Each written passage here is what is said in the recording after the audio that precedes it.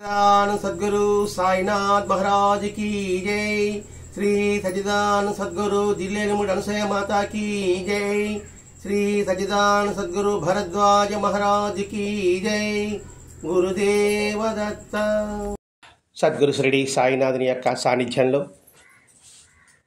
ఆచార్య ఇకలా Bharadwaj master యొక్క ఆశీస్సులతో జిల్లేలముడిలో అమ్మగారిని ఒక ఉన్నారు. ఆ ఫోటో ఉంది కదా, ఆయన దగ్గర భరద్వాజ మాస్టర్ గారు కొన్ని సంవత్సరాలు ఉన్నారు. ఆయన ఉంటూ ఆమె మాట్లాడే ప్రతి మాటల్లోనూ, ఆమె చేసే ప్రతి చేతల్లోనూ, ఆమె నడిచే నడతల్లోనూ అంతేలీనంగా దాగి ఉన్న ఒక భగవతత్వం అనుకుందాం. భగవతత్వము తెలియజేస్తున్నాడు. రెండవది, ఆ భగవతత్వంలో మన లౌకిక జీవిత విధానం కూడా తెలియజేస్తున్నాడు. ఇప్పుడు ఈ దైవము, ఈ భగవద్గీత, ఆధ్యాత్మికత అంతా అంటే ఏంటంటే మనం సంస్కరించుకోవడం కోసమే. మనం పూజలు చేసినా, దేవాలయాలకు వెళ్ళినా, లేదా మంచి పుస్తకాలు చదివినా ఇవన్నీ దేనికోసం చేస్తుంటాం? ఇప్పుడు మీరు వ్రతాలు చేస్తుంటారు, వరలక్ష్మి వ్రతం చేస్తారు, రేపు నోములు చేస్తారు, నాగలచతుర్థి నోములు చేస్తారు. దేనికోసం చేస్తున్నారు? ఎందుకోసం చేస్తున్నారు? నోములు వ్రతాలంతా కూడా మనము, మన కుటుంబము, మన భర్త ఆరోగ్యము అన్నీ బాగుండాలని అనే భావన మనలో వచ్చిందంటే అది సంస్కరణ అవునా కాదా? సంస్కరణే. ఆ తర్వాత నాగచతుర్థి పుట్టకాడైపోయిన తర్వాత మీరు తాముడు ఇచ్చిపుచ్చుకుంటారు కదా, ఉందే మీరు ఇచ్చిపుచ్చుకోవడం లేదా? మామూలుగా పుట్టకాడ ఇచ్చుకుంటాం అనమాట. మామూలుగా పెద్దవాళ్ళు ఉంటారు కదా, వాళ్ళకి తాముళ్ళు ఇస్తారనమాట. ఇప్పుడు ఏం చేశారనుకోండి, అవి మీకు ఇస్తారు, ఆమెకి ఇస్తారు అంటే వాళ్ళ ఆశీర్వాదం తీసుకుంటారనమాట. అంటే ఏంటి? పెద్దలను గౌరవించడము అనే సంస్కారం ఉంటుందా లేదా? నేను సత్సంగంలో వచ్చింది, నేను సత్సంగం నాకు తెలిసింది. నైతిక విలువలు అంటే ఏమిటి అని. ఒకటి నీతి, నిజాయితీ, ఎదుటివారి పట్ల గౌరవం కలిగి ఉండడం, ఆ ఎదుటివారి కలిగి మన కుటుంబానికి అనుమతించుకోవడం. నేను సత్సంగం అంతా కూడా ఇవన్నీ మాస్టర్ గారు దర్శించి మనకు తెలియజేస్తున్నాడు. అంటే ఏంటి? ఈ మానవ జీవితం అంటే ఏదో పుట్టాము, పెరిగాము, చచ్చాము కాదు. దీనికి ఒక సాధక ఏర్పరచుకోవాలి. మీరు కొత్త కాబట్టి మీరు చెప్తున్నారు, లేకపోతే నిరుపయోగం. ఈ సత్సంగంలో భజన చేసుకున్నారు, ప్రసాదం తీసుకున్నారు, దానివల్ల ఏం ఉపయోగం ఉంటుంది? ఏ పని చేసినా దానికి మన ఫలితం ఒకటి ఉండాలి. ఏ ఫలితం ఉండాలి? మంచి ఫలితం ఉండాలన్నా, దుష్ఫలితం ఉండాలన్నా? మంచి ఫలితమే కావాలి. ఎవరైనా మంచి ఫలితమే కోరుకుంటాం కదా. ఆ మంచి ఫలితంలో మన జీవితంలో ఇప్పుడు ఏంటి? అనుబంధాలు ఉన్నాయి, బంధాలు ఉన్నాయి, బంధుత్వం ఉన్నాయి అనుకుంటున్నాం మనం. బంధాలు ఉన్నాయి, అనుబంధాలు ఉన్నాయి, బంధుత్వం అనుకుంటున్నాం. బంధాలు ఏడున్నాయి? బంధుత్వాలు ఏడున్నాయి? రాబంధత్వమే నేడుంది. అదే మరి అదే వదలలేకపోతాను ఈ 4 వాక్యాలు. నేను రాబంధత్వమే మనలో ఉండేది. బంధుత్వాన్ని పెంచుకోవడానికి, బంధాలు నిలుపుకోవడానికి మార్గం ఏమిటి అంటే నైతిక విలువలు. ఆ నైతిక విలువల ద్వారా మనకి ఎవరు చెప్పారు? ఇది వేదం చెప్పింది. ఆ వేదం చెప్పిన సారాంశమే ఈ సత్సంగం మనం వివరించుకోవడం. అది దీని ముఖ్య ఉద్దేశం. మీకు ఫస్ట్ ముఖ్య చెప్తున్నాను. ఈరోజు మాస్టర్ గారు అనుబంధాల గురించి చెప్తున్నాడు. మామూలుగా ఆధ్యాత్మికతలో ఉన్న వాళ్ళకి ఎవరితో కూడా వ్యక్తిగత అనుబంధాలు పెట్టుకోకూడదు. అది బంధానికి కారణము. కాబట్టి మోక్ష సాధనకు ఇది ఆటంకం అవుతుంది అని చాలామంది భావిస్తూ ఉంటారు.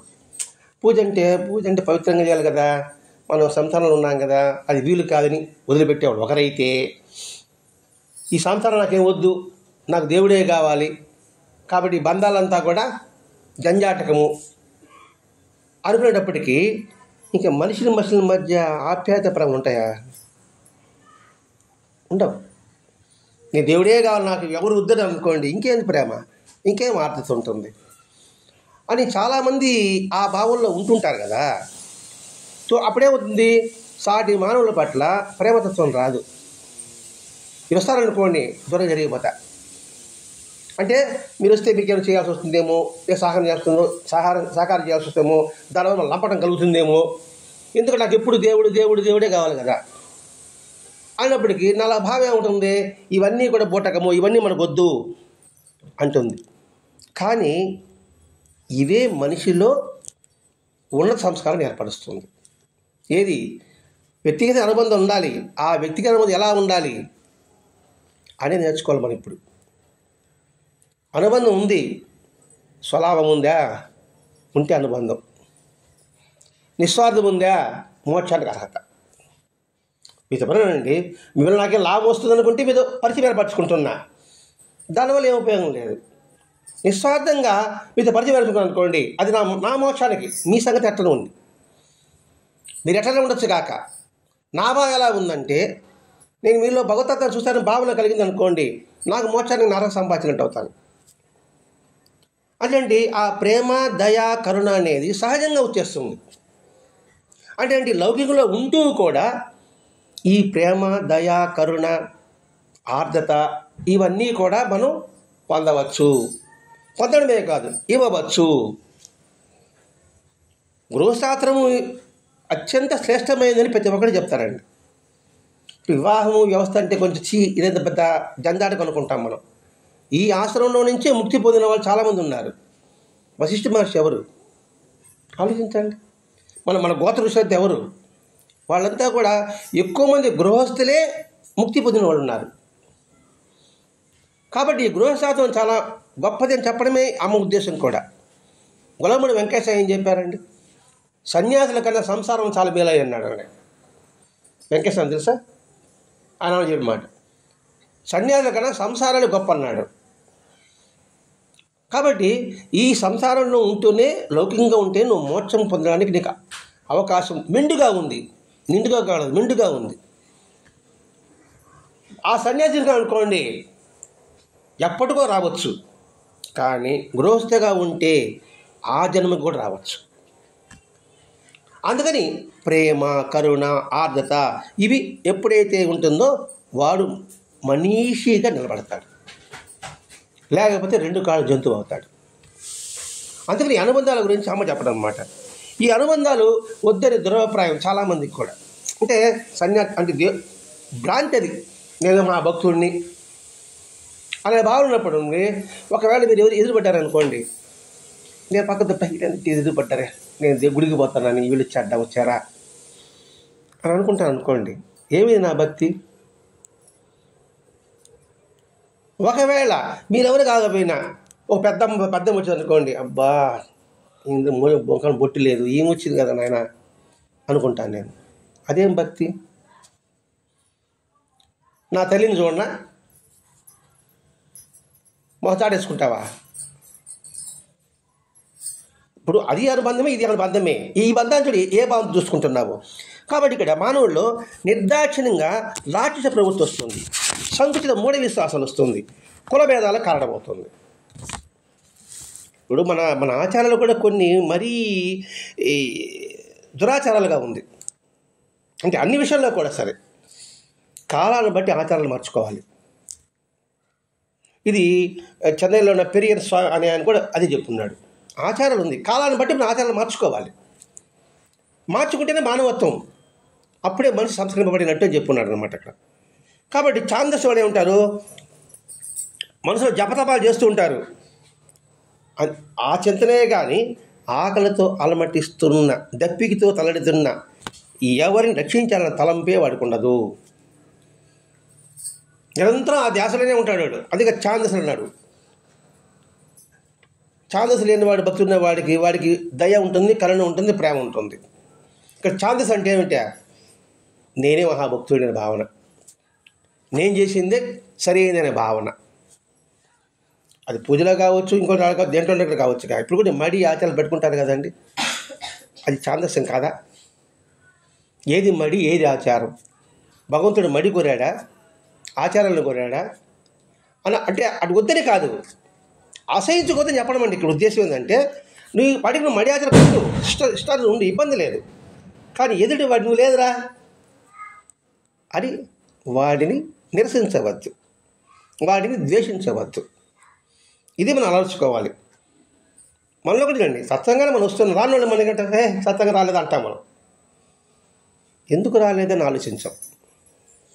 మనం చూసే దృష్టి చూడండి ఎలా ఉంటుందో. మనం ఎంత నెగిటివ్గా చూస్తామండి.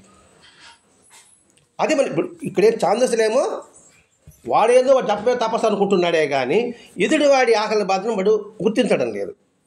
వాడి సంగతి మన సంగతి మనం మాట్లాడతాం. గుడికి పోతా ఉంటాం, దారిలో ఒక బిడ్డని పెట్టుకొని పాలకు పాలు అల్లాడుతూ ఉంటుంది. మనం లోపల పోయి 100 రూపాయలు ఉండి లేస్తాం. వాళ్ళ సంగతి మనం పట్టించుకోం. ఒకవేళ ఉంటే చేతిలో ఉంటే అప్పుడు 10 పైసలు అనుకోండి, ఇప్పుడు వస్తే రూపాయి వేస్తాం. ఏది వేస్తాడు భగవంతుడు చెప్పండి? మాట్లాడినది ఆడిపోయి ఆడిపోయి పొలం వేస్తున్నాం. ఆకలి తల్లముడిస్తున్న దేవుడికి మాత్రం మనం చిన్నచూపు చూస్తున్నాం. అవునా కాదా? మనం నేర్చుకునేది ఏంటి? అదే ఇక్కడ చెప్పడం. ఇక్కడ వాడేవాడు ఛాందస్ కాదు, మన సంబంధం ఛాందసుడు కదా, మనం కరెక్ట్గా అనుకుంటా ఉంటాను. ఇక్కడ మనం చేసే పనులు ఏంటి? అందుకే కృష్ణభజనుడు అన్ని రూపాల్లో నేనే ఉన్నాను అని చెప్పాడు. బాబా అదే చెప్పున్నాడు. మరి ఆ భావాన్ని అలవర్చుకోవడం కోసం ఈ సత్సంగం అండి. ఇందులోనే ఉంటే నువ్వు ముక్తి పొందడానికి ఆస్కారం ఉంది అని భరద్వాజ మాత్రం చెప్పడం ఇక్కడ. అంటే ఏదో వాళ్ళని తాగితే మైలైపోతాము అనే భావన మడి ఆచారాలు ఉండేవారికి. దాన్ని అక్కలకోట స్వామి నిరసించాడు, వెంకయ్య స్వామి నిరసించాడు, బాబా నిరసించాడు, మాస్టర్ గారు నిరసించారు. వీళ్ళు కాదు, పెద్ద మహాత్ములంతా నిరసించున్నారండి. అలాగే నేను కృష్ణ భక్తుడు, నేను రామభక్తుడు అనుకుంటూనే ఉన్నాం, కానీ దాన్ని మాత్రం పట్టించుకోవడం లేదు. చూడండి, సనాతన ధర్మం అంటున్నారు కదా, ఓవని గోల్ చేస్తుంటారు. ఒకరే ముస్లింలు వచ్చి మన మీద దండెత్తారు, ముస్లింలు ఓవని ఏకతా ఉన్నారు, సనాతన ధర్మం అంటున్నారు. మనమే కరెక్ట్గా ఉన్నామండి, వాళ్ళు లేదు కదా, అదొక వాదన. మనమే వాళ్ళని గౌరవిస్తున్నాం, వాళ్ళేమో మనల్ని తొబాగి పెట్టి పెలుస్తున్నారు, నువ్వు వాళ్ళని సపోర్ట్ చేస్తావేంటి అని వాదన. నువ్వు పాస్ అవ్వాలని ఉందా లేదా, అది కావాలి. మనలో త్రికట శుద్ధిగా ఉంటే వాడు మనం గడప కూడా తొక్కడవాడు. నాలో కొట్టాలని ప్రేరణ ఉంటే మీరు నన్ను కొట్టాలనుకుంటారు. బాగా గుర్తుపెట్టుకోండి. ఇక్కడ ఉదాహరణగా ఉంటే కోతి అటు పోతా ఉందనుకోండి, గోడ మీద కామ్గా ఉండండి, ఏం చేయదు. విషయం అనుకోండి, అది అంటుంది. అది కుక్క కావచ్చు, కోతి కావచ్చు. ఇక్కడ ఎప్పుడైతే దాన్ని ద్వేషించాలనో కొట్టాలనో కీడు చేయాలనుకుంటేనే అక్కడ ప్రతిబింబిస్తుందండి. సైన్స్ ప్రకారం కూడా వెళ్తే వైబ్రేషన్సే. ఒకరిని చూడండి పెట్టబుద్ధి పడుతుంటారు, ఇంకోని చూస్తే తిట్టాలనిపిస్తుంటుంది. ఎందుకని? ముఖాలు చూస్తేనే మనకి ఎలా అనిపిస్తుంది? మనకే తెస్తుంది. మనం ఏం సాధన చేయాలి, ఏం చేయలే. మరి అటువంటి మహాత్ముల విషయం ఇంకెలా ఉంటుంది? కాబట్టి ఇక్కడ సాటి మానవునికి సైతం మనం ఏం చేయాలి అనే విషయం చెప్తున్నాడు. ఛాందసులు అంటే దేవుడని బాగా అనుకునే వాళ్ళు కూడా ఇవేం పట్టించుకోవడం లేదు. మనకి మీకు అర్థమయ్యేట్టుగా చెప్పాలంటే భజనలు చేసుకుంటున్నాము, పూజలు చేసుకుంటున్నాము, అన్ని ఆరంభాలు చేసుకుంటున్నాము, బయట డెకరేషన్ అన్నీ చేసుకుంటున్నాము. చేసుకొని చెప్పలేదు. ఆ డెకరేషన్లో ఎంత అవసరం అది చేసుకోవడం, అంత అవసరం చేసుకొని మిగిలిన దాన్ని ఇంకో దాన్ని వినియోగించడం అనేది అలవర్చుకోవాల్సిన అవసరం మనకు ఉంది. అమ్మ మాట ఎలా ఉంటుందంటే, మానవ బాంధవాన్ని గురించి మనం ఏమైతే ఆలోచిస్తుంటున్నామో, ఇప్పుడు చూడండి, కొందరు జనాలు కలవడానికి ఇష్టపడడం లేదు. పరిచయం అయితే వాడు ఏమన్నా అడుగుతాడేమో, అప్పుడు వస్తాడేమో, ఏం చేస్తాడేమో, వాడి కష్టం వస్తే మనం ఆదుకోలేము అని కొందరు ముఖం చాటేస్తూ ఉండే సందర్భాలు ఇప్పుడు కోకొల్లగా ఉన్నాయి. మనం ఒప్పుకోవాలి దాన్ని. అంటే ఎందుకు వచ్చిన గొడవండి, ఈ బంధాలు బాంధవ్యాలు అని ఉన్నాయి. వాటిని ఈమె పక్కకు పెడుతుంది. ఆధ్యాత్మిక సాధన ఏం చెప్తుంది? మొట్టమొదట భగవంతుడు దైవం అనేది ఏం చెప్తుంది? చరాచర జీవరాశుల్లో భగవంతుని చూడమని చెప్తుంది. అందరిలో కూడా ఆ భగవంతుని దర్శించమని చెప్పింది. ఏ మతమని అంతే. యేసుక్రీస్తు చెప్పలేదా? ప్రభక్త చెప్పలేదా? బుద్ధుడు చెప్పలేదా? గురునానక్ చెప్పలేదా? అందరూ చెప్పున్నారు. అందరూ వాళ్ళు పూజిస్తున్నాం, కానీ ఆ భావాన్ని మాత్రం గ్రహించలేకపోతున్నాం. కారణం ఎందుకు ఎంత వస్తుంది? స్వార్థం. చేస్తే ఏమొస్తుంది? అది మొట్టమొదటి. అంటే మీకు సహాయం చేస్తే నాకేం వస్తుంది, మీరు కష్టంలో ఉన్నారు, మీరు ఓదార్స్తే నాకేం వస్తుంది. వాళ్ళ ఓదార్పోయినా అనుకోండి, ఏమో వాళ్ళ విషయం నాణ్యత ఆడబడుతుందేమో అనే భావన. అంటే జనరల్గా జరిగేటట్టు ఇవన్నీ, అవన్నీ కూడా దురభిప్రాయము. అంటే దైవత్వాన్ని చూడడం అనే ప్రక్రియకి స్వచ్ఛమైన అనుబంధాలు సహాయభూతాలు అంటారు. ఇక చెప్పాడు స్వచ్ఛమైన అనుబంధాలు అన్నాడండి. స్వచ్ఛమైన అనుబంధాలు నీకు అది సహాయపడుతుంది. దేనికి? భగవంతుని దర్శించడానికి. ఇక్కడ స్వచ్ఛమైన అనుబంధాలు అంటే ఎలా ఉండాలి? స్వచ్ఛమైన పదం ఇంకేమిలే, ఇంకా అర్థం కొత్తగా దానికి పెద్ద అర్థం అంటే మనం అనుకుంటే తెలిసిపోతుంది. నీళ్ళు బాగా తేటగా ఉంటే ప్యూరిఫై వాటర్ లాగా, ఆ ప్యూరిఫై వాటర్ ఉంటే అన్నిటికీ ఉపయోగపడుతుంది. అలాగే స్వచ్ఛమైన అనుబంధాలు ఉంటే దైవత్వాన్ని చూడడానికి అదే నీకు సహాయపడుతుంది. ఇదే రామకృష్ణ పరం చెప్పిన, ఇదే వివేకానంద చెప్పిన, అదే కృష్ణ పరమాత్మ చెప్పిన కూడా. సకల చరాచర జీవరాశుల్లో కూడా తనలో సకల జీవరాశులను ఎవడైతే చూస్తాడో వాడు నాకంటే ఇష్టడు అన్నాడు. అన్ని జీవరాశుల్లో కృష్ణుని చూడాలి, కృష్ణుడిలో అన్ని జీవరాశులు చూడాలి. సింపుల్గా అర్థం అంటే all in one, one in all. అది దేనికే? Washing machine advertisement. అట్లాగే all in one, one in all. అది గుర్తుపెట్టుకుంటే ఆధ్యాత్మిక మొట్టమొదటి మెట్టి అదేనండి. మరి కృష్ణుడే పూజిస్తూ కూడా all in one, one in all మనం గ్రహించలేకపోతున్నాం. అందుకనే బాబా వచ్చాడు. అందుకని అన్ని ప్రాణంలో నేనే సంతరిస్తుంటాను అన్నాడు. ఉంటానని చెప్పలా, పదం చూడండి, సంతరిస్తుంటాను అన్నాడు. బాగా గుర్తుపెట్టుకోవాలి, ఒక్కొక్క పదం బాగా గుర్తుపెట్టుకోవాలి. సంతరిస్తుంటాను అన్నాడు అర్థం ఏంటి? అన్నిట్లో తిరుగుతూనే ఉంటాడు. ఉంటానంటే ఏదో కొన్ని ప్రాణుల్లో ఉంటాడని భావన, అది చెప్పాడు. అందుకని అందరినీ సమదృష్టితో చూడాలని కృష్ణుడు చెప్పాడు. అదేదా పండిత సమదర్శన అని పదే పదే గుర్తు చేసుకుంటూనే ఉన్నాం. నేను పండితుడు అని అంటే నా దృష్టి ఎలా ఉండాలి? అందరి పట్ల ఒకే భావం ఉండాలి. ఎక్కువ లేదు, తక్కువ లేదు, పురుషుడు లేదు, స్త్రీ లేదు, పిల్లవాడు లేదు, పెద్దవాడు లేదు, ధనికుడు లేదు, పేదవాడు లేరు, భిక్షగాడు కాదు, భిక్షు అయినా సరే. భిక్షు ఒక భావం ఒక పెట్ల ఉంటుంది, భిక్షగాడి పెట్ల అదే భావం ఉంటుంది. భిక్షు అంటే సన్యాసి. అలా భావం ఉండాలి. మన పండితులం కావు. మనమేంటి? మన ఇంట్లో, మన కుటుంబంలో, మన గ్రామంలో అందరి పట్ల ఒకే భావం కలిగి ఉండు. పండితుడు అంటే సకల వేదాలు చదివితే వాడు అలా చూస్తున్నాడు. వాడు సకల వేదాలు చదవకుండానే మనం చూడగలం. దీనికి సకల వేదాలు అవసరం ఉండదండి. మనసు ఉంటే చాలు. అన్ని పుస్తకాలు చదివి, అన్ని స్తోత్రాలు చదివి, కంఠసం పెట్టి అవసరమే లేదు. ఒక మంచి మనసు ఉంటే అందరి పట్ల సమభావం కలిగి ఉంటాము. అందరి పట్ల సమభావం ఉంటే అందరిలోనూ భగవతత్వాన్ని దర్శిస్తున్నామని అర్థం అండి.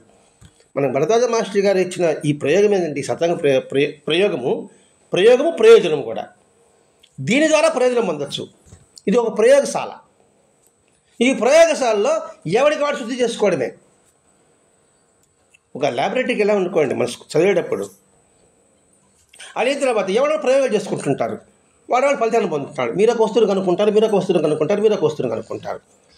మీకు తెలియంది తెలుసుకుంటారు, మీకు తెలియదు మీరు తెలుసుకుంటారు. ఇలాగే మన తెలియని తెలుసుకుంటున్నాం, మన బలహీనతలు తెలుసుకుంటున్నాం, దాన్ని బలహీనత తెలుసుకొని మన యొక్క బలాన్ని పెంచుకుంటున్నాం, బలహీనతలు తుంచుకుంటున్నాం. అందుకని ఇది ఒక ల్యాబొరేటరీ, ఇది ఒక ప్రయోగశాల అనేది గుర్తించు. అందుకే ఇవన్నీ కూడా మహనీయుల జ్ఞాన సంపత్తి గీటు రాయి. మహనీయుల జ్ఞాన సంపత్తి. మన మనిషే కాలేకపోతున్నాం. మనిషిగా మారాలి. ముందు మనిషిగా ఉన్నామా, తర్వాత మనిషికి సంగతి చూద్దాం. అది ఎవరికి వాడండి. మీరు ఉన్నారా లేరని నేను చెప్పడం లేదు, నేనున్నానని నేను చెప్పడం లేదు.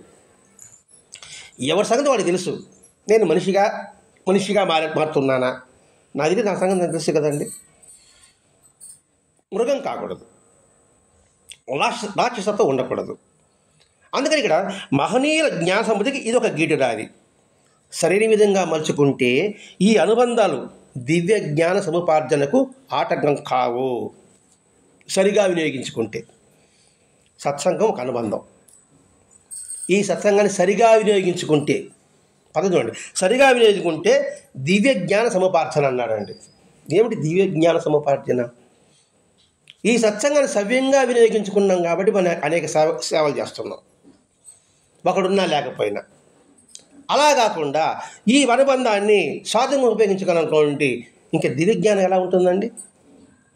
అర్థమైందా కాలేదా చెప్పండి.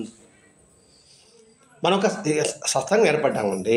ఈ సత్సంగం ద్వారా నా స్వార్థం కోసంగా, నా సొంత పనుల కోసంగా మిమ్మల్ని ఈ సత్సంగాన్ని వినియోగించుకోవాలనుకోండి, నా జ్ఞానం ఉన్నట్టే అజ్ఞానం ఉన్నట్టే. అప్పుడు కొంతమంది నా పక్క ఉంటారు, కొంతమంది మీ పక్క ఉంటారు. ఏమి ఆయన చెప్తే ఆయనకే చేయాలనా, ఇంకొకరు చేయకూడదా అని ఇంకొక ముఠా ఏర్పడుతుంది. అలా కాకుండా మనమందరం ఒకటే. అది ఇప్పుడు ఈ అనుబంధాన్ని సరిగా వినియోగించుకుంటే దివ్యజ్ఞాన సముపార్జనకు. ఇప్పుడు చూడండి, ఈ దావాదిగుంట గ్రామంలో మనం అందరం ఈ అనుబంధం ఎవరికి వాడు ఏమన్నా తీరే, ఈ అనుబంధం ద్వారా మనం ఆ గిరిజన కాలికి వెళ్ళాం కదండి, నిన్న వెళ్ళి సేవ చేసి వచ్చాం కదండి, చేశారు కదండి.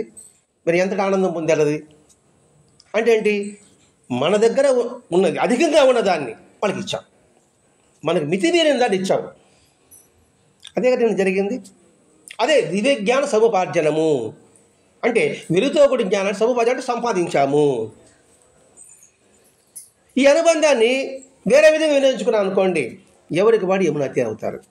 కాబట్టి అనుబంధం ఉండకూడదని చెప్పడం లేదు, అనుబంధంలో ఉండాలి, దాన్ని సరైన విధానంగా ఉపయోగించుకోవాలి. కత్తి ఉంది, పండు కోసుకో, ఏలు కోసుకోబాక, ఇంకొకటి పొడవబాక.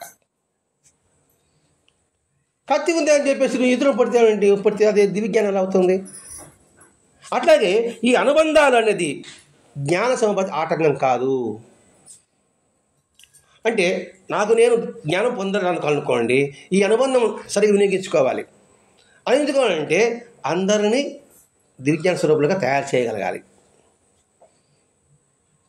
అలా చేశామనుకోండి, ఇటు మీ జ్ఞానం ఇటు నా జ్ఞానం పెరుగుతుంది. కాబట్టి నాకు ఈ జన సంపర్కం నేను వచ్చాను, నాకేం ఆటంకం ఉంది? ఎందుకు ఆ జనంలో పోయి అక్కడ పోయి చెప్పడం ఎందుకు అని అనుకున్నాను అనుకోండి, ఇంకేమైనా అయిపోయింది సంగతి. స్వాధ్యాయ ప్రవచనాభయం పోయింది. అందుకని ఇవేవి ఆటంకం కాదు, ఆలోచిస్తే. అంటే గృహశాస్త్రం కూడా ఆటంకం కాదు. గృహశాస్త్రం కూడా నువ్వు ముక్తి పొందడానికి అవకాశం ఉంటుంది.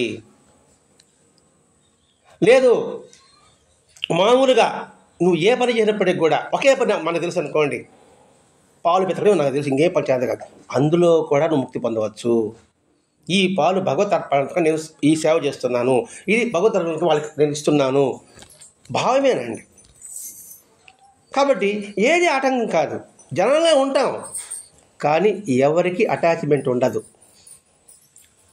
ఆ జనాన్ని ఏం చేస్తాము, మంచి పనికి చేయడం ప్రేరేపణ చేస్తున్నాం. అప్పుడేమవుతుంది ప్రేరణ? ఇక్కడొక్కడ నాయుడుపేట, సాయినగర్, చెన్నై, ఇట్లా అక్కడక్కడ కూడా మంచి పని చేయడానికి అవకాశం ఉంటుంది. అవకాశం ఉండాలంటే నేను దూరంగా తపస్సు చేసుకుంటా కూర్చున్నానంటే ఈ పని జరుగుతుందా? కాబట్టి ఈ అనుబంధాలు ఏది ఆటంకం కాదు, పైపెచ్చు సాధనానికి ఉపకరణాలు. ఇప్పుడు సత్యంగా చెప్పడం సాధన నాకు ఉపకరణం, మీకు కాదు. ఇక్కడ రావడం వల్ల ఈ పని చేయడం వల్ల ఇది ఉపకరణం అంటే ఒక పనిముట్టు, ఈ సత్సంగం ఒక పనిముట్టు.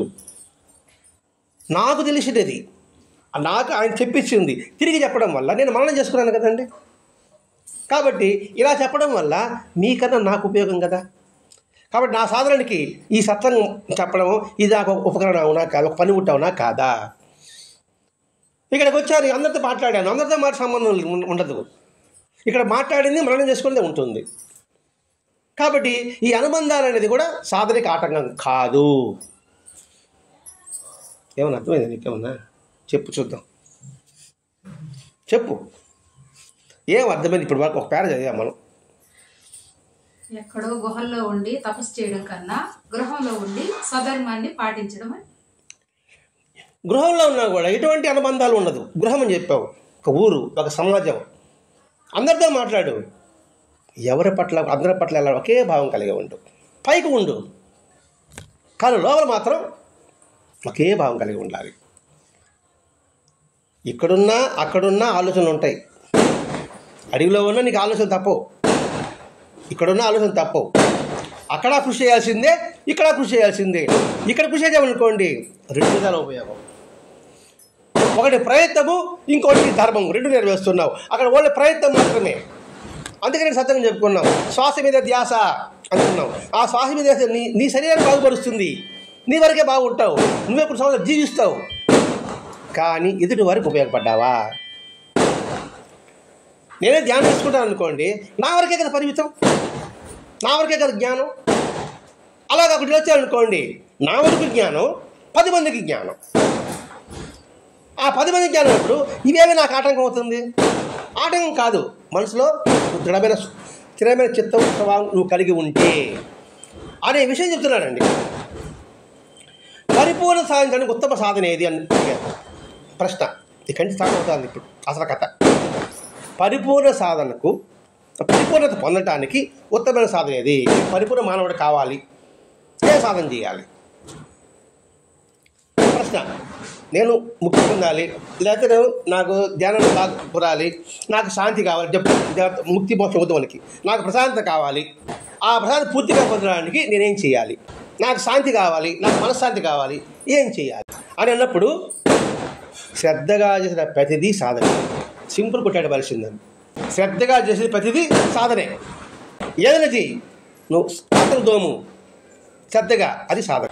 పాత్రలు దోముతూ నా మనసులో మాలిన్యాన్ని నేను తోముతున్నాను. ఎక్కడున్నాను? పాత్రలో లేవు. నా మనసులో మాలిన్యాన్ని నేను తోముతున్నా, అది శ్రద్ధగా చేయాలనుకోండి. ఆ పాత్రలు దోమడమే ఒక యోగం, ఆ పాత్రలు దోమడమే ఒక జపం, ఆ పాత్రలు దోమడమే ఒక పారాయణ. అందుకు ప్రతిదీ శ్రద్ధగా చేయడమే సాధన. చాలా సింపుల్గా చెప్పారు. నేను చెవటమ్మ కావచ్చు, జిల్లెమ్మ కావచ్చు. అంటే ప్రతిదీ శ్రద్ధ. వంట చేస్తున్నాం, శ్రద్ధ, అది సాధనే.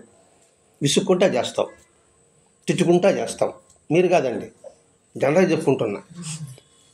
అబ్బా వచ్చారబ్బా వేళ కానీ వేళ, ఇప్పుడు రాకపోతేమే అనుకుంటా చేస్తాం. మా ఇంట్లో సగం చెప్తున్నాడు, మీ ఇళ్ళ సగం చెప్పండి.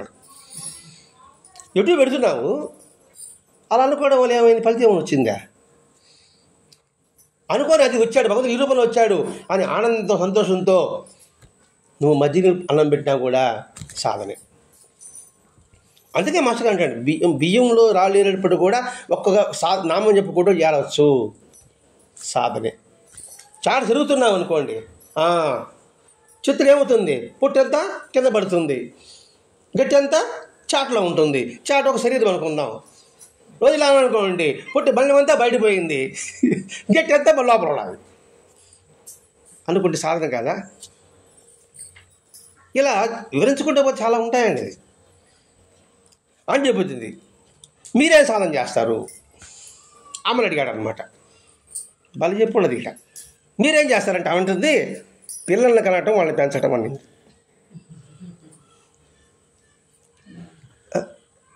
ఏ సాధన అది? ఏం సాధన అనేది? పిల్లల్ని కనటం, పెంచడం అన్నారు. ఏంటి అదే సాధన అందరూ చేస్తాడు అదే. ఏమ్మా ఏంటి పిల్లల్ని కనటం, చెప్పండి, పెంచడం అని సింపుల్గా ఏది? పిల్లల్ని కనటం, వాళ్ళని పెంచడం అంట. ఏంటి పిల్లల్ని కనటం అంటే ఏంటి? డెలివరీనా? అంతే కదా. మన మన మన భాషలో మనకి అదే అర్థం వస్తుంది. ఒక పదానికి 4-5 అర్థాలు ఉంటాయండి. కనటం అంటే చూడటం అనేది పదం రాదా? చూస్తాం కదా. కనటం అనేది చూడటం. పిల్లలంటే బిడ్డలను రాదా? ఇప్పుడు మా పిల్లల్ని ఏమన్నా బిడ్డలు అంటానా, నా పిల్లలు అంటానా?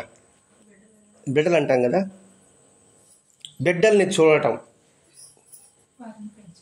చూడండి, అవి పిల్లల్ని కనటం అనేసింది. పిల్లలంటే బిడ్డలు, కనటం అంటే చూడటం. నువ్వే సాధన చేస్తావు? బిడ్డల్ని చూడటం, వారిని పెంచటం. మామూలు అర్థమేమో పిల్లల్ని కనడం, పెంచటం. ఏ సాధన ఇదా? నేను కూడా చేస్తున్నా సాధన, పిల్లల్ని కన్నాను, పెంచుతాను అనమాట. కాబట్టి ఈ సింపుల్గా ఉండదు ఇదా అని అనుకుంటాడు నా బోటిగాడు. కానీ దాని అర్థం చూడండి మాస్టర్ ఎలా చెప్తున్నాడు. పిల్లల్ని అంటే బిడ్డలు, కనడం అంటే చూడటం అని అర్థం, వాళ్ళని పెంచటం. మనం అంటాం ఆ దృశ్యాన్ని కళ్ళారా కనిందా అంటాం. అంటే కళ్ళారా చూసి దానికి అర్థం వస్తుంది అది. కాబట్టి ఇక్కడ పిల్లల్ని కనటం అంటే బిడ్డలని చూడటము, బిడ్డలని పొందడము. అది కూడా ఒక దానికి సందర్భాన్ని చూసుకోవాలండి. బిడ్డలను చూడడము, బిడ్డల్ని పొందడము. బిడ్డల్ని పొందడం అన్న తర్వాత వాళ్ళు చేస్తారు, వాళ్ళని పెంచటం. మన బిడ్డల్ని పెంచాలంటే ఎలా పెంచుతాము? నా బిడ్డల్ని ఎలా పెంచుతాను? ధర్మపరంగా పెంచుతాను. అంటే ఏంటి? ఆ బిడ్డలు కూడా భగవద్స్వరూప భావంతో నేను పెంచుతాను. మరి సాధన కాదా? అంటే మన బిడ్డలు దైవ స్వరూపాలు అనే భావంతో మనం వాళ్ళని చూడగలిగితే, పెంచగలిగితే అది సాధన. అంటే సాధ్యాసాధ్యాల గురించి మనం మాట్లాడడం లేదండి. ఎట సాధ్యపడుతుందండి? ఇప్పుడే భూమి పుట్టి కళ్ళు తెరిస్తుంది, అప్పుడే సాధ్యం కాదు. పుట్టసారి బిడ్డ కళ్ళు కూడా తెరవలేడు. ఎందుకంటే ఆ వెలుగుడు భరించలేడు కదా, మెల్లమెల్లగా చూస్తాడు కదా. మన పరిస్థితి కూడా అంతే. అందుకే మనం ఇప్పుడే పుట్టాము అంటే ఎవరు నమ్మకపోయారు. ఇప్పుడే భూమి మీద పడ్డాం, ఇప్పుడే కళ్ళు కొద్దిగా తెరుస్తున్నాం. కాబట్టి ఈ భావాన్ని, బిడ్డలని మనం పెంచడము ఎలా నేర్చుకోవాలి. బిడ్డలను ఎలా చూడాలి, బిడ్డలను చూడడం కూడా ఒక సాధన, బిడ్డల్ని పెంచడం కూడా ఒక సాధన. అదే భరద్వాజ మాస్టర్ గారు మహాత్ముని ముద్దుబిళ్ళరావు స్పష్టంగా మనకు అందించినాడు. పిల్లలు ఎలా పెంచాలనే ఉద్దేశంతో. ప్రేమతో పెంచితే ప్రేమ వస్తాడు, ద్వేషంతో పెంచితే ద్వేషం వస్తాడు. అందుకే ఇంట్లో బిడ్డలు ఉన్నప్పుడు తల్లిదండ్రులు ఎలా ఉండాలి? ఈ కాలం ఇంకా జాగ్రత్తగా ఉండాలి. అప్పుడు సంగతి దేవుడు. ఈ కాలం వాళ్ళకే తిన్నట్టుగానే ఉంటారు, కానీ అన్నీ గమనిస్తుంటారు వాళ్ళు. చూడండి, 22 నెలలు బిడ్డ 15 భగవద్ శ్లోకాలు చెప్పింది. 22 నెలలు, ఇంకా 2 సంవత్సరాలు కాల. శ్రీకాకుళం 22 నెలలు బిడ్డ అంటే 2 సంవత్సరాలకు 2 నెలలు తక్కువ. 15 భగవద్ శ్లోకాలు చెప్తున్నది. అంటే గర్భంలో ఉన్నప్పుడే ఆ తల్లి ఎంత సాధన చేస్తుందో అది సాధన. మనకు అనిపించుకోవాలని ప్రతి కూడా అనిపించుకోవాలి. ఒక్క వాక్యమే ఇది. పిల్లల్ని కనటం, వాళ్ళని పెంచడం అనేది సింపుల్గా చెప్పుకునేసినాము. సమాజానికి మంచి పని అందించాలంటే స్త్రీలోనే సాధన, పురుషుల్లో సాధన. పురుషుల్లో కూడా భావాలు కరెక్ట్గా ఉండాలి, స్త్రీలో భావాలు కరెక్ట్గా ఉండాలి. అప్పుడే సత్సంతానం వస్తుంది. ఇది పిల్లల్ని కనటము, పిల్లల్ని పెంచడము అనే భావన. అంటే ఒక్క వాక్యంలో చూడండి, అది చెప్పడం చాలా స్వల్పంగా చెప్పుకున్నాం. ఇంకా దాన్ని వివరణ చేయాలంటే ఎంతగా ఉంటుంది అనేది మనం ఆలోచించుకోవాలండి. అంటే ప్రతి పని శ్రద్ధగా చేయి. పిల్లల కనడం కూడా శ్రద్ధ. ఇది మామూలు డెలివరీ సంగతి మాట్లాడుతున్నాం. అంటే ఈ 9 నెలలకు శ్రద్ధ, అది కూడా సాధనే. నా గడువులో పిండం పెరుగుతుంది, ఆ పిండానికి ఎలా ఉండాలి, జ్ఞానం కావాలి అన్నప్పుడు ఆ పిండానికి తగిన శ్రద్ధ మనం తీసుకోవాలి, తగినంత ఆహారం తీసుకోవాలి, తగినంత వ్యాయామం చేయాలి. అది శ్రద్ధ కాదా? దేహమే దేవాలయం. మరి ఈ దేహాన్ని ఎలా చూసుకోవాలి? ఈ దేహం పట్ల శ్రద్ధ. శ్రద్ధగా చూసుకుంటే ఆరోగ్యం, అశ్రద్ధ చూసుకుంటే అనారోగ్యం. దీన్ని శ్రద్ధగా చూసుకున్నా కూడా సాధనే. అదండి ఈ మొట్ట చెప్పాడు, శ్రద్ధగా చేసిన ప్రతిదీ సాధన అన్నాడు. కూర్చోకుండా శ్రద్ధగా కూర్చుంటే అది సాధనే. వినడం సకటంగా వింటే అది సాధనే. నడడం సరిగ్గా నడిస్తే అది సాధనే. అదే కదా బుద్ధుడు చెప్పాడు, మేము కూర్చుంటాము, నడుస్తాము, తింటామన్నాడు. బుద్ధుడు ఏమన్నాడు? మీరే సాధన చేస్తారంటే తినడం, కూర్చోవడం, నడవడం అన్నాడు. ఎంతగా ఉండాలి ఇదే? తినడము, కూర్చోవడం మనం చేస్తూనే ఉన్నాం కదా. నువ్వు తినడం సక్రంగా తింటున్నామా? తింటూనే ఉన్నాం, ఏదో ఆలోచన తింటున్నాం, మాట్లాడుతూ తింటున్నాం. మరి శ్రద్ధ ఎలా అవుతున్నది? తినడమే మన చేతకాల, మళ్ళీ దైవము, దేవుడు, భక్తి, జ్ఞానము అనే మాటలు మనం మాట్లాడుకుంటూ ఉంటాం. అందుకని ప్రతి పని చేసే సాధనయే. కాబట్టి ఇక్కడ ఉత్తమమైన పూజా విధానం ఏది? ఇంకో క్వశ్చన్. ఉత్తమమైన పూజ విధానం ఏది? ఎవరు అడిగేది? అమ్మ దగ్గర వచ్చినంత గృహస్థులే కదా అడతారా. పూజ అంటారు కదా. దీంట్లో ఉత్తమం అంటే ఏదమ్మా? మెరుగైనది. అర్థం ఉత్తమమైనదంటే ఏదమ్మా? ఉత్తమము అంటే ఏమిటి? ఫస్ట్ క్వాలిటీ ఇది చెప్తే అర్థమవుతుంది. ఉత్తమమైన పూజ ఏది అంటే ఫస్ట్ క్లాస్ పూజ ఏది? ఏం చేయాలి పూజ అంటే? ఓహో ఇది మాలే లేదు ఇక్కడ, ఇది సరైన పూజ కాదు, ఇది ఏదో 4 మూలలు వేసినారు. ఇలా పెద్ద పెద్ద మాలలు వేస్తే ఉత్తమమైన పూజ. ఇప్పుడు అర్థమైంది అనుకుంటున్నా. ప్రసాదం ఒకటే ఉన్నట్టు కండి, అది అబ్బా ఇది లాభం లేదు. 4 ప్రసాదాలు పెట్టి టిఫిన్ మసాలా వేస్తే భలే జరిగిందండి, అది కూడా లాగలేదండి. బాగా భోజనాలు పెట్టి మళ్ళీ టిఫిన్ మసాలా ఇస్తే అది బాగా మొత్తమైన పూజ అని అనుకుంటాం కదా మనం. సహజంగా మీరు అనుకుంటారు అనుకోరేమో, ఇంత వైఎస్ఆర్ పది 4 రకాలు పెట్టి అనుకున్నాను నేను. వీళ్ళు పూజ సరిగా చేయలేదు అనేస్తాను అనమాట. అని చెప్తున్నారు, బరువు బాధ్యతలు వహిస్తూ నీ అవసరాలు చూసేది నీ భర్త. నన్ను కొట్టబాకండి దయచేసి, నన్ను ఎవరు కొట్టబాకండి, తిట్టబాకండి. అమ్మ చెప్తున్నా. బరువు బాధ్యతలు వహిస్తూ నీ అవసరాలు చూసి నీ భర్త. సర్వాన్ని రక్షిస్తున్న దైవం భర్తయే అన్న దృష్టితో చూడు. భర్త అంటే భరించువాడు, స్థితికర్త. సృష్టి కాదు, స్థితికర్త. మన స్థితికర్త ఎవరు? సృష్టి తిథి లయ అంటున్నాం. స్థితికర్త ఎవరు? విష్ణువు. అంతే కదా. మనం లోతుగా అర్థం చేసుకుని తెలుసుకునే ప్రయత్నం చేస్తున్నాం. ఇది ఆచరించడమని ఇక్కడ చెప్పడంలే, అమ్మ చెప్పింది వివరించుకుంటున్నాం. ఈ భావం ఒరిలో మనసులో పడినా తర్వాత జన్మకన్నా ఉపయోగపడుతుందని చెప్పాడు.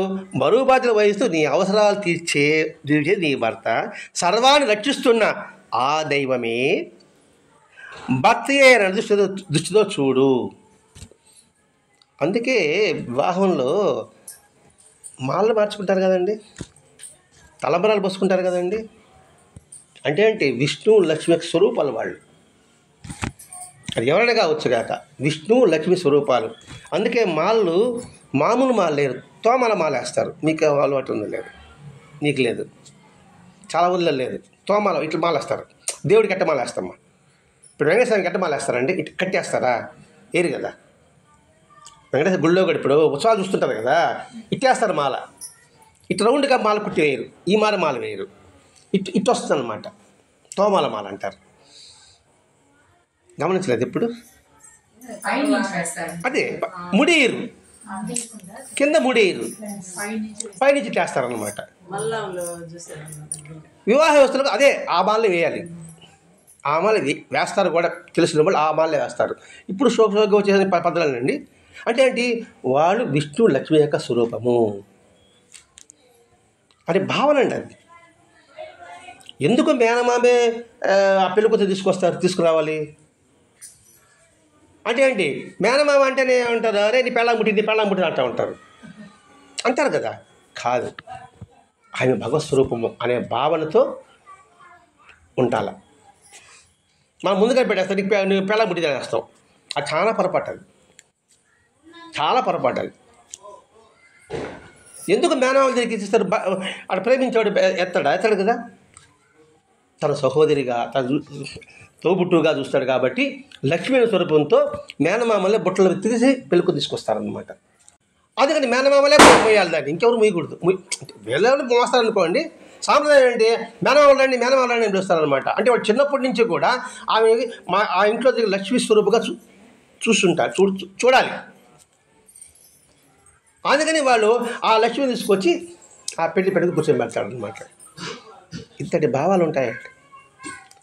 ఇక్కడ చెప్పాడు, దైవమే భర్త అని దృష్టితో చూడు. అంటే స్థితికర్త ఆయన, మనం పోషించే కర్త ఆయన అనే భావనతో చూడు. అదే అత్యంత సులభమైన సాధన. అత్యంత సులభమైన సాధన. జపమాలలా, కళ్ళు మూసుకోబడలా, తల కింద పెట్టబడలా, కాళ్ళు పైకెత్తబడలా, అడుగులు పోబడలా. భర్త కూడా చెప్తాలేండి, వస్తుంది, అది కూడా వస్తుందిలేండి. భర్తకే పరిచయం చేసిన ఆ పరమేశ్వరునికే చేస్తున్నంత విశ్వాసంతో చెయ్యి. తిట్టుకుంటా చేయబాకండి, విశ్వాసంతో చెయ్యి. ఈరోజు కొంచెం ఇబ్బందిగా ఉంది, నాకే ఇబ్బందిగా ఉంది. ఇది చేస్తే ఏం ఫలితం వస్తుంది? నీకు నువ్వు పాస్ అవుతావు.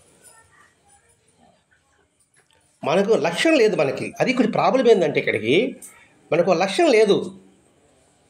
ఏదో పుట్టాం పెరిగాం అంతే, పెళ్లి చేసుకున్నాం, నువ్వెంత నేనంత అనుకుంటున్నావు అంతే. అదొంది బయటపడాలి. ఇప్పుడు ఈ స్థితిలో మనం ఉన్నాం, ఏమీ తెలియని స్థితిలో మనం ఉన్నాం. ఇంకా తెలుసుకునే స్థితిలో మనం వెళ్ళాలి కదండి. అలాగే ఇక్కడే ఉంటామా? ఇప్పుడు దావదగుంట్లో ఉన్నాం అంటే సూళ్ళూరుపేటలో ఉండాలి కదా, తర్వాత చెన్నైలో ఉండాలి కదా, ఆ తర్వాత ఢిల్లీలో ఉండాలి కదా. అంటే పరిసరాలు కదండి, ఉన్నత స్థాయికి వెళ్ళాలి కదా. చెన్నైలో నుంచి పెద్ద ఇంట్లోకి వెళ్ళాలి కదండి. ఆ భావన కోరుకోవాలి మనం. ఇప్పుడున్న జ్ఞానం చాలదు నాకు, ఇంకా జ్ఞానాన్ని పెంచుకోవాలి, ఇంకా పెంచాలి. దానికోసం ప్రయత్నం చేయాలి. ఒకే క్లాసులో ఉంటావా? నువ్వేమన్నా ఉండవు కదా. పోనీ మార్కులు ఏమన్నా ఆ 50 చాలా అనుకుంటావా? అనుకుంటావు నువ్వా? నాకు 50 మార్కులు చాలా అనుకుంటావా? మరి నాకు 100 మార్కులు కావాలి, నువ్వేం చేస్తావు? కష్టపడతావు. కష్టపడితే ఏమిటి? ఇది చూడండి, గెలుస్తారు, గిస్తారు, ఆడుకుని పిలుస్తారు, నువ్వు పోతావా? నీ ధ్యాస అంతా ఏముంది? నేను బాగా చదువుకోవాలి, మంచి మార్కులు తెచ్చుకోవాలనేసి. అంటే ఏంటి? వాళ్ళు పిలుస్తామంటే ఓహో వీళ్ళు పిలుస్తారు, నాకు ఇది పరీక్ష కాబోలు, నేను పోకూడదు, పోయినానంటే నేను జారిపోతా అని అనుకుంటావు అనుకోవా? అదే ఇది కూడా. దానికి చెప్తున్నాడు, ఈ వైవాహిక జీవితంలో నీ కష్టాలు ఎదురైతే నీ సహనానికి, సాత్వికతకు, బోధదయకు శిక్షణగా భావించు. దయచేసి కొట్టబాకని చల్లలారా, వాస్తవాన్ని ఆలోచించాలి ఇక్కడ. ఒకవేళ నీ కష్టాలు ఎదురైతే నీ సహనానికి, సాత్వికతకు, బోధదయకు శిక్షణగా భావించు. శిక్షగా కాదు, నా కర్మ అనుకోవద్దు. మనం ఉత్తిని సాధించాలి. ఎందుకంటే గత జన్మల కర్మ ఫలితమే నేను ఇప్పుడున్నాను. ఇప్పుడు మనం అనుభవించేదంతా ఇప్పుడుది కాదండి, మనం ఇంతకుముందు చేసిన కర్మ ఫలితాన్ని ఇప్పుడు అనుభవిస్తున్నాం. అనుభవిస్తున్నాం తెలిసిన తర్వాత మళ్ళా తిరిగి ద్వేషభావాన్ని, అసూయభావాన్ని పెంచుకుంటే ఇంతకన్నా హీనంగా పుడతామా? ఇంకా అధికంగా వస్తామా? భయపెట్టడం లేదండి దయచేసి, భయపెట్టడం లేదు, భయపడబాకండి. నా పరిస్థితి కూడా అందరి పరిస్థితులు అంత అట్లే ఉంటుంది. మనం ఆలోచించి పూజిస్తున్నాను అన్నమాట ఇక్కడ. ఇది నీ సహనానికి, సాత్వికతకు, బోధదయకు ఒక శిక్షణగా భావించు, శిక్షగా భావించవద్దు. మన మనసులో కల్మషం లేకుండా ఉంటే ఈ శిక్షణే నేను శుద్ధి చేస్తుంది. అది మనం గుర్తుపెట్టుకోవాలి. బంగారం మెరుగవ్వాలంటే ఏమవుతుంది? మట్టిలో ఉంటే బంగారం మెరుగవుతుందా? ఎక్కడ పడుతుంది? నిప్పులో పడాలా? అయ్యో నేను పడను అంటే నువ్వు అట్టే మట్టిలో ఉంటావు, మామూలుగానే ఉంటావు. అందుకే నిప్పు సంగతి తెలియని గొడ్డలు ఉంటుంది అన్నాడు. గొడ్డలు కావచ్చు, కత్తి కావచ్చు, ఏది కావచ్చు, నిప్పు సంగతి లేకపోతే అదే ఉంటుందండి. గాయం లేని శిల ఉంటుందా? గాయం దెబ్బతినది కాబట్టి అక్కడ శిల బ్రహ్మాండ పూజింపబడతా ఉంది అక్కడ. అది గుర్తుపెట్టుకోవాలండి. ఇక్కడ సహనము అన్నారు.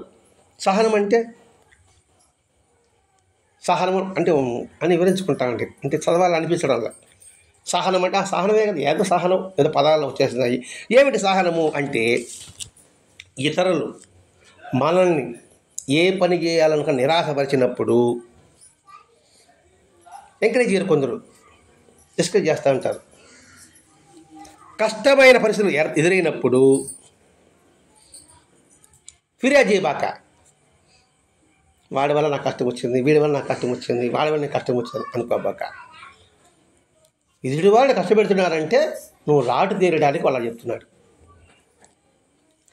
అయినప్పుడు కోపంగా ఉండకుండా వాటిని అంగీకరించే సామర్థ్యమే సహనం. అదే భగవంతుడు చెప్పింది మా బాబాది. భగవంతుడు ఏ పరిస్థితులు అవుతే ఆ పరిస్థితులు ఉండరు అన్నప్పుడు ఒక వాక్యం అది. ఇది చూడండి, ఇక్కడ డిస్కరేజ్ చేస్తారు, చలించబాక. నేను కోపంతో మాట్లాడతారు, మీరు చాడీలు చెప్తారు, గుసగుసలు అంటారు, ఏమి చలించబాక. అలా ఉంటేనే చరించకుండా అంటే గమ్మునుంటా ఏమో చేస్తమ్మా ఇలా అన్నారమ్మా అని నేను పోయి చెప్తా. ఇంకేంది నా సహనం పోయా.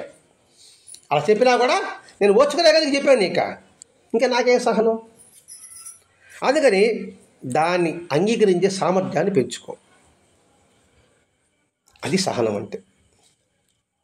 మాస్టర్ సంతోషంతో కూడా నువ్వు ఓరిమని రాశాడండి, బ్రాకెట్లో పెట్టాడు. ఓరి ఎలా ఉన్నాడు? సంతోషంతో కూడా నువ్వు ఓరి ఉండాలి. విధి లేక సహించడం కాదు, 10 మంది కోసం సహించడం కాదు. ఆ సహించడంలో ఆనందం ఉండాలి. అది శిక్ష అనుకుంటే నీకు బాధ, శిక్షణ అనుకుంటే ఆనందం ఉంటుంది. కానీ రాళ్ళు ఇసురు కొడుతున్నారు, దాంతో నేను గోడ కట్టుకున్నా. ఇది ఇసురు కొడుతున్నారు ప్రమాణి ఒకటి పెంచుకుంటే కట్టుకున్నా. అలాగే ఇది వచ్చే ఫిర్యాదులు కావచ్చు, వచ్చే కష్టాలు కావచ్చు, అన్నీ కూడా నా మంచికే అని హృదయంలో కూడా ఆ భావం కలిగి ఉంటే దాన్ని మాత్రమే సహనం అంటారండి. చాలా కష్టం చెప్పడం, చాలా ఈజీ చెప్పేసిన నేను. నాకున్న వాళ్ళు అదే అట్లా మానేస్తామా? నాకు రాలేదు నేను మానేస్తానా అన్ను. ఎందుకు మానాలా? ప్రయత్నం చేస్తాం, ఓడిపోయినా గెలిచినట్టే. ప్రయత్నం చేయకపోతే ముందే ఓడిపోయినట్టు లెక్క. ఏ విషయమైనా అది ఆట కావచ్చు, చదువు కావచ్చు. పాప ప్రయత్నం చేయి. ఓడిపోయినావు అనుకోండి మళ్ళీ నేర్చుకుంటాను. నువ్వు మార్కులు తగ్గిందంటే ఎందుకు తగ్గాలని మళ్ళీ చదువుని రాస్తావు. నువ్వు అలా కాకుండా పరీక్ష అంటే భయపడ్డావు అనుకోండి అసలుగా పోయా. కాబట్టి ఇక్కడ సహనం అనేది నాకు లేదు ఇప్పుడు, కానీ సహనం చేసుకుంటే ప్రయత్నం మాత్రం చేస్తాను. రెండోది అని చెప్పాడు, సాత్వికం అన్నాడు. సాత్వికత అనే పదం వాడాడు. ఏమిటి సాత్వికత అనే పదం? ఇంటనే ఉంటాం మనం. సాత్వికత అనేదానికి మనం ఏం అర్థం చేసుకుంటాం అంటే అనేక అర్థాలు మనం తెచ్చుకోవాలండి. ప్యూరిటీ, స్వచ్ఛత కలిగి ఉండడము, మంచితనం కలిగి ఉండడము, ఇంకా మాట్లాడితే సమతుల్యం కలిగి ఉండడము, దీనినే సాత్వికత అంటారు. సాత్వికం అంటే మంచి లక్షణం, అది చెప్పేస్తాం. సాత్వికం మంచి లక్షణం అండి. మంచి ఏది మంచి? నీకు నచ్చింది నీకు మంచి, నాకు మంచి నాకు మంచిది. సాత్వికం ఎలా అవుతుంది? అందుకన్నాడు సమతుల్యము. ఆ సమతుల్యం వాడు సాత్వికత ఉన్నవాడు. అన్నిట్లో కూడా సమతుల్యం. సంతోషంలో కూడా సమతుల్యమే, దుఃఖంలో కూడా సమతుల్యమే. మనకు అన్నిట్లో అతియే. సంతోషం మీద నేను ఉండలేను, దుఃఖం వచ్చినా అసలు ఉండలేను. నా పరిస్థితి, ఈ పరిస్థితి చెప్పలేదు. నేను నా భావన సాత్వికత అనుకుంటారు జనాలు అందరూ. ఆయన మళ్ళీ సాత్వికండి అని అనుకుంటారు మీరు. నాకు తెలుసు కదా. సరే, ఇంకోటి ఏమన్నాడు? బోధదయ అంటే ఈ మూడిటికి అది శిక్షణగా తీసుకుంటున్నాడండి. ఇప్పుడు చెప్పాడే కష్టార్జన కూడా ఇవి శిక్షణగా తీసుకోవాలంటే ఈ మూడిటికి శిక్షణగా నువ్వు భావించు. బోధదయ, బోధ అంటే భూతాలు కాదండి. బోధ అంటే ప్రాణి, జీవి అని అర్థం. పంచభూతాలు అంటాం కదండి. పంచభూతాలు అంటే ఏమిటి? భూమి, నీరు, ఆకాశం, అగ్ని, వాయువు చెప్తాం కదా. భూమి, నీరు, ఆకాశం, అగ్ని, వాయువు అది భూతాలు. అవి ప్రాణి, ఒక జీవి అనే భావన కలిగి ఉండు. దాని పట్ల దయ అంటే కరుణ. అంటే కరుణ అంటే ఏంటి? దేనికి హాని చేయకుండా ఉండడం. దేనికి హాని కాదు, జీవి ప్రాణి దేనికి హాని చేయకుండా ఉండడం. ఆ మాట చెప్తే మనకు అర్థం కాదు కాబట్టి బాబాయ్ చెప్పాడు, ఒరే నువ్వు కొట్టినా, ఏ ప్రాణి కొట్టినా నన్ను కొట్టినట్లే అన్నాడు, ఏ ప్రాణికి పెట్టినా నాకు పెట్టినట్లే అన్నాడు. అంటే బాబా చెప్పంది ఏది లేదండి. ఇంకా బాబా చరిత్ర కానీ శ్రద్ధంగా అయితే సర్వ వేదాంత సారంతా కూడా అందులో మనకి ఏమడిబడి ఉంటుందండి.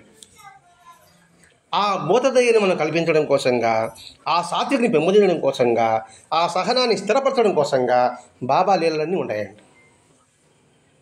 సహనము మరి ఓరిమని మమ్ముల పాటించమని, సాయి మాట సత్యమని దరికి చేర్చునని పాట పాడేస్తున్నాం. దాని భావాన్ని ఈ మూడిని మనం నింపడానికి బాబా యొక్క లీలలు, ఆ మూడి స్థిరపరచడానికి మాస్టర్ గారు మనకిచ్చిన సత్సంగం. ఇక్కడ ఒకటి గుర్తుపెట్టుకోవాలండి, ఇప్పటికిప్పుడే మారిపోవాలి అని మాత్రం భ్రాంతి జరగదు. ఒడ్లు మిషన్లో పోస్తానే వెంటనే బియ్యం వచ్చేది, కొంత సమయం పడుతుంది. దానికి విత్తనాలు చల్లితేనే పైరు వచ్చేది, దానికి కొంత సమయం పడుతుంది. ఇది కూడా కొంత సమయం పడుతుంది. ఒడ్లు చల్లితేనే పైరు వచ్చేస్తుందా? చల్లుతావు, రోజు చూసుకుంటావా? బోగడపైన చూసుకుంటావా? మందు ఇప్పుడు చూసుకుంటావా? మరి చీడపర పెట్టినప్పుడు దాన్ని మళ్ళీ పై మందు కొడతావా? మరి ఎట్లా ఇది కూడా పైరు మన ఆ ఒడ్డు మన ఇంటికి తెచ్చేందుకు ఎంత కృషి చేస్తావు, అలా విధంగా ఈ సాత్విక వచ్చేంత వరకు కూడా మనం అంత కృషి చేయాలి. ఈ సహనం వచ్చేటట్టుగా మనం అంతగా కృషి చేయాలి. ఈ భూతదయ కలగడానికి అంతగా మనం కృషి చేయాలి అనేది చెప్తున్నాడు. ఈ కృషిలో అనేక ఆటంకాలు వస్తాయి. అనేక ఆటంకాలు కూడా ఈ శిక్షణగా నువ్వు భావించు. పైరు వేసామండి, వెంటనే హీరో కొట్టేసినావు, మబ్బుతి వాన కొట్టేస్తుంది. మరుసగా ఏం చేస్తావు? హీరో తీసుకుని పైన చూస్తావు, మబ్బు లేదు, అప్పుడు వెళ్తావు. అర్థమైంది లేదా? ముందు కొట్టుకోపోయింది అది. అయ్యో దేవుడా, అది నీకు శిక్షణ ఇస్తున్నాడు. ఒరే పాపి చూడా, ముందు చూడరా, వాతావరణం చూడరా, తెలుసుకోరా, తర్వాత ఊరేయ్యరా అని దేవుడు చెప్తున్నాడు మనకి. అది శిక్షణ అవునా, శిక్ష అవుతుందా? అదండి ఇక్కడ పెట్టుకోవాలి. నువ్వు పసిబిడ్డను సాకేటప్పుడు కూడా బాలకృష్ణుడి దృక్పథంతో సాకు. మన సాహస చిన్న కృష్ణుడిగా మన పిల్లవాడికి కృష్ణుడికి అభిషేకం చేస్తున్నట్టుగా చేయండి అని వివరించుకున్నాం కదా, అది చెప్తున్నాను ఇక్కడ. ఆ దృక్పథంతో పెంచు. ఆ రకంగా జీవితమంతా అనితరమైన విశుద్ధమైన సాధనగా మారుతుంది. దీని ఒక్క వాక్యం కొట్టాడు పారేశాడు మాస్టర్ గారు. ఒక వాక్యం చెప్పండి ఉదయ ప్రార్థనలో. ఒక వాక్యం అంతే, అయిపోయింది. దానికి వివరణ మనకు అర్థం కాదని వివరణ ఇస్తున్నాడండి ఇక్కడ. మాచగా ఒక రాజేశాడు, నే చేయు కార్యములన్నీ నీ సేవలే. అయిపోయింది.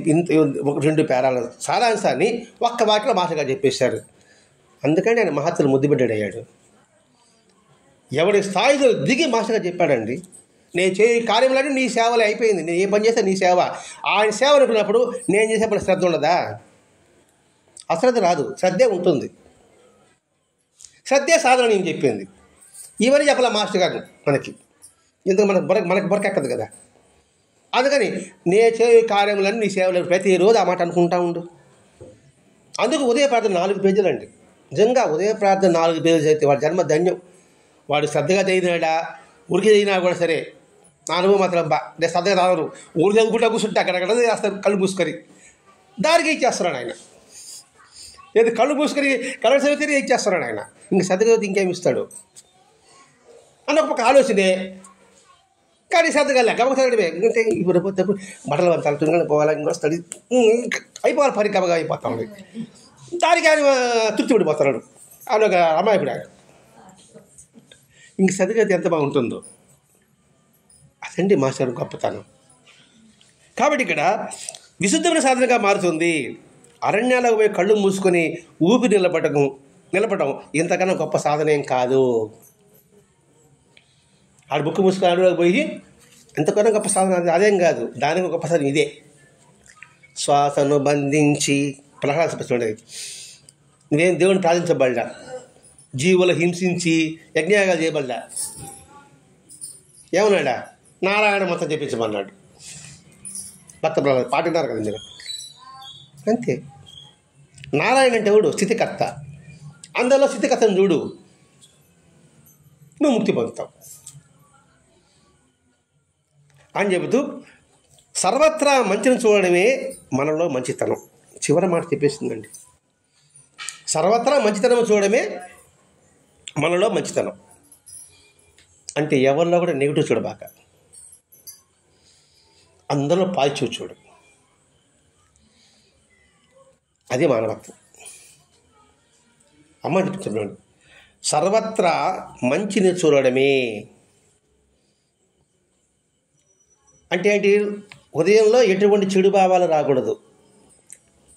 వస్తే పైన తదాసు దేవతలు ఒకరు ఉంటారు. విన్నా పదం విన్నారమ్మా? తదాసు దేవతలు అనేసి. ఇక్కడ ఈ పని జరగదేమో అనుకున్నాం అనుకోండి, తదాస్తు ఈ పని జరుగుతుంది తదాస్తు అన్నప్పుడు నువ్వు ఏది చెప్తావు?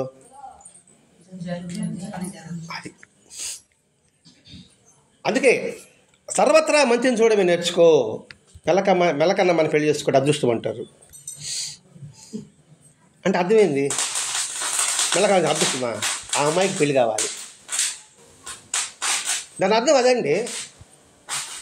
అంటే దానిలో మంచి, మన పెద్దలు చెప్పారనమాట, అందరిలోనూ మంచి చూడడం మనలో మంచితనమే. అమ్మ మానవానుబంధాల గురించి చెప్పిన తత్వానికి ప్రాతిపదిక ఇది. ఈ విధంగా బంధాలు పెంచుకుంటే వాడెందుకు బురదలో ఉంటాడండి? వాడు బురదలో ఉన్నాడు, వాడు బురదలో ఉన్న తామర పువ్వులాగా ఉంటాడు. బురద వాడికి అంటుకోదు, బురదలోనే వచ్చాడు వాడు. తామర పువ్వు దేంట్లో వస్తుందమ్మా? మంచినీళ్ళు వస్తుందా? చెప్పమ్మా. మరి తామర పువ్వు అర్హత ఎక్కడికి పోతుంది? దేవుడికా మనుషులకా? తలలో పెట్టుకుంటారా తామర పువ్వులు? దేవుడికి అర్పితం. ఈ అనుబంధాలని మనం సద్వినియోగం చేసుకుంటే మనము తామర పువ్వు కాగలం. ఆ తామర పువ్వు ఆయన పాదాలకి దగ్గరికి వెళ్ళగలదు. అది ఈరోజు. అంటే సింపుల్గా చెప్పుకోవాలంటే ఈరోజు శ్రద్ధగా చేసి పరిపూర్ణ పొందడానికి ఉత్తమ సాధన ఏది? పరిపూర్ణ సాధన అంటే ఒక సింపుల్ చెప్పాడు, శ్రద్ధగా చేసిన ప్రతి పని సాధన. ఇది గుర్తుపెట్టుకుంటే చాలు. ఇంకా భార్యని భర్తని ఎలా చూసుకుంటారో, భర్త భార్య ఎలా చూసుకుంటారో, పిల్లలు ఎలా చూసుకుంటారో సంగతి తర్వాత. ఏం చూసుకుని శ్రద్ధగా చేయి. నువ్వు ఏ పని చేసుకో, శ్రద్ధగా చేయి. ప్రతి ఒక్కటండి, ప్రతి ఒక్కటి అన్నప్పుడు బాగా ఆలోచించాలి. మనం ఉదయం సాయంకాలం వరకు చేసే ప్రతి పని కూడా శ్రద్ధ. అందులో ఒకటి పనికి మాలింది ఉండదు, పనికి వచ్చేది ఉండదు. పనికి మాలిన దాంట్లో కూడా పనికి వచ్చేది ఒకటి ఉంటుంది. ప్రతి ఒక్కటి ఉంటుంది, కంటికి కనబడదు. బాంబు ఆటమ్మ పేల్చారు, పైగా కనబడింది అదేమన్నా? అగ్ని జోడైతే అందులో శక్తి ఢామని పెళ్ళింది.